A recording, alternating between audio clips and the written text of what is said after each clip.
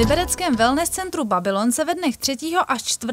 října konalo mistrovství České republiky v bleskovém šachu a pohár České republiky v rapid šachu. Dvou prestižních turnajů se zúčastnilo dohromady téměř 200 hráčů, kteří během obou dnů sehráli více jak 2,5 tisíce partií. Od konání posledního mistrovství v obou kategoriích uběhlo 6 let. O obnovení tradice přeboru republiky se zasloužil tým TJ Slavia Liberec v čele s předsedou pořádajícího oddílu Vojtěchem Šicem. Příprava tohle turnaje začala zhruba od března. Potom ten nápad vznikl díky tomu, že jsme byli pořadatelé krajského přeboru družstev v rapid šachu a relativně postupující se nás ptali, kam vlastně postupují a kde je finále. My jsme potom zjistili zhruba po 2 dnech, že žádné finále se už dlouhodobě nehraje, tak jsme požádali Šachový svaz České republiky, že bychom měli zájem o pořádání tohle finále České republiky v rapid šachu. Pozvání přijal i náměstek hejtmana Libereckého kraje Josef Jadrný, který zároveň celý šachový víkend nejen zaštítil, ale i sám odstartoval. Já jsem kdysi hrával šachy, takže je to tak trošku i srdeční záležitost, ale obecně celospolečensky je šach a šachová hra velice důležitá. Odtahuje nám to lidi od počítače, z ulic, hlavně mládež, a já si myslím, že to je správný, šachy podporovat. V sobotu se uskutečnil pohár České republiky v rapid šachu. Turnaj s tempem 2x20+5 sekund přilákal úctyhodný počet 40 týmů a o jejich kvalitě nemohl být pochyb. Bylo mezi nimi totiž i 35 titulovaných hráčů, včetně 9 velmistrů. Z republikové špičky tady máme 3 extraligové týmy, které obsadili v loňském roce 2., 3., 4. místo v extralize. Vítěz extraligy se nám bohužel nepřihlásil, věříme, že do budoucna se to zlepší. Turnaj byl skutečně napínavý až do posledních sekund. Vítězství nakonec vybojovalo družstvo ŠK Jolilisá nad Labem v čele s Vojtěchem Plátem, který podal neuvěřitelný výkon a zvítězil ve všech 7 partiích. Měl jsem samozřejmě štěstí a já nevím, to je rychlé ruce. Blahopřeju. Takže ještě jednou. Trošku. Úplně fantastický, jsme šťastní. Soupeři byli silní, čekali jsme teda trošku slabší účast, ale nakonec jsme to zvládli. Na 2. místě skončilo družstvo plné velmistrů ŠK Rapid Pardubice.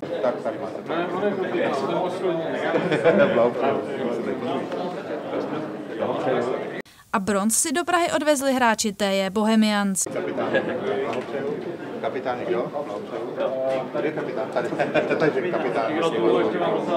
Po náročné dni bylo třeba, aby hráči nabrali síly na druhý turnaj. Hotel Babylon jim tak nabídl svou wellness zónu, kde mohli všichni zájemci relaxovat. Šachový víkend vyvrcholil nedělním mistrovstvím České republiky v bleskovém šachu. Napínavé a často překvapivé partie, kdy soupeři hrají ve vražedném tempu 3 minut, jsou divácky velmi atraktivní a u hráčů probouzí větší adrenalin a vypětí než dlouhé partie.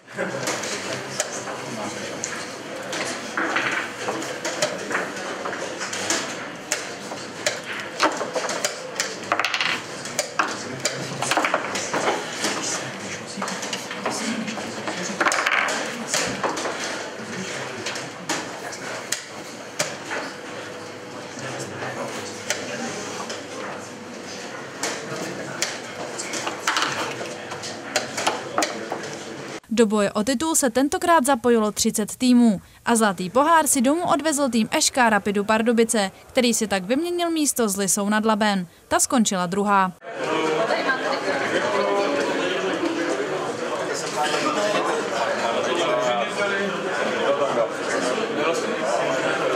My jsme strašně rádi. Před startem jsme si mysleli, že spíš máme větší šance v rapidu, což bylo včera, ale dneska nakonec máme lepší výsledek, takže je to super. Jsme měli velký závody s Lisou nad Labem, kteří byli vlastně druzí nasazení a do posledního kola nebylo jasný, kdo z nás dvou to vyhraje. 3. místo vybojoval obhájce titulu ŠK Zikuda Turnov.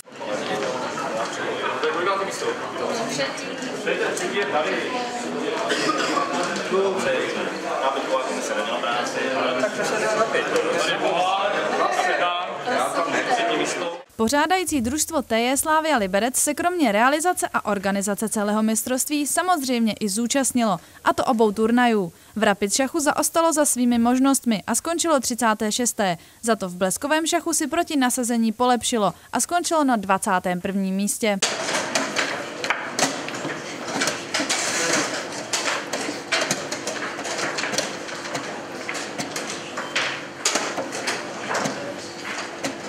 Partie vedoucích týmů byly snímány online, jsou tak ke zhlédnutí na stránkách TJ Slavia Liberec. Obnovená mistrovství sklidila pozitivní ohlas od všech zúčastněných. Mně se tady líbilo, všechno bylo fajn. Pořadatelé to měli vlastně jako svoji první akci, tak myslím, že to zvládli se ctí. To moc hezký prostor, myslím, že to pořadatelé zvládli na jedničku. Bylo to moc hezké, moc pěkný turnaj. Myslím si, že by se to mělo opakovat příští rok. Organizátory celého turnaje si nemohl vynachválit ani náměstek hejtmana Josef Jadrný. To jsou pánové, kteří tomu věnovali hodně času, řekl bych týdny příprav, a tak, jak jsem se teď dozvěděl od rozhodčích, kteří putují po celé republice, tak velice vyzdvihují tu organizaci, tu úroveň, a já jsem za to velice rád, protože pokud my jako Liberecký kraj se nějak podílíme, tak jsme vždy šťastní a rádi, když ta akce má i republikově vysokou úroveň. Velké poděkování patří i Šachovému svazu České republiky, který pomohl nejen po finanční stránce. Na mistrovství se přijel podívat i sám prezident Jan Lamser. Já jsem velice spokojen, musím říct. Ten turnaj se po všech stránkách povedl. Nebyla tady naše úplná špička, ale rozhodně ta kvalita byla vysoká. Takže to, co jsem měl možnost vidět, ty partie, které se hrály na těch vyšších šachovnicích, tak ty byly opravdu mimořádně zajímavé. Kromě poháru a diplomů obdržela vítězná družstva i finanční odměny a celou řadu věcných cen. A to díky několika sponzorům, kteří se na mistrovství podíleli. Velice děčíme sponzorům, jak pivovaru Sviany, tak společnosti Renta, tak samozřejmě maso uzeniny Novák. Velký dík taky můžeme dát krajskému úřadu, který nám díky finanční záštitě pana Jadrného poskytl finanční podporu této akce. Samostatné a velké poděkování si zaslouží magistrát města Liberec, který přispěl štědrým grantem. Jak už zaznělo, na mistrovství se sešla celá řada skutečně kvalitních hráčů. Každý šachový mistr byl ale jednou začátečníkem a právě proto se šachisté snaží rozšiřovat tento sport i mezi mládež. A jedním z projektů, který tomu napomáhá, je i projekt Šachy do škol, do nějž se zapojují i města v Libereckém kraji. Projekt vznikl v roce 2013. Jeho hlavním cílem je podpořit zavedení šachu do vyučování na základních a středních školách. Trénink u mě vypadá jako ve škole. Přinesu si jakýsi pracovní list a postupně s těmi dětmi probíráme jednotlivé situace, tak jak můžou vzniknout na šachovnici, a oni si takhle získávají vědomosti, které nezbytně potřebují k tomu, aby dobře hráli šachy. Vše se přitom děje hravou formou, která je zvláště vhodná pro menší děti. A tento projekt podporuje i klub TJ Slavia Liberec. Samozřejmě je přítomno družstvo TJ Slavia Liberec, složeno většinou z dospělých lidí, ale už dlouhodobě spolupracujeme na projektu Šachy do škol a věřím, že i naši mladí šachisté, kteří se do budoucna vytrénují, zaujmou místo v tomto finále. Ačkoliv jsou šachy do škol relativně mladým projektem, setkávají se ve společnosti s čím dál větším ohlasem. A to samé se dá jednoznačně říci o celém proběhlém šachovém mistrovství. A popularita kratších partií by se měla zvětšovat i do budoucna. Je totiž velmi atraktivní pro diváky. Mistrovství České republiky v bleskovém a rapid šachu by se tak mohlo opět stát každoroční tradicí.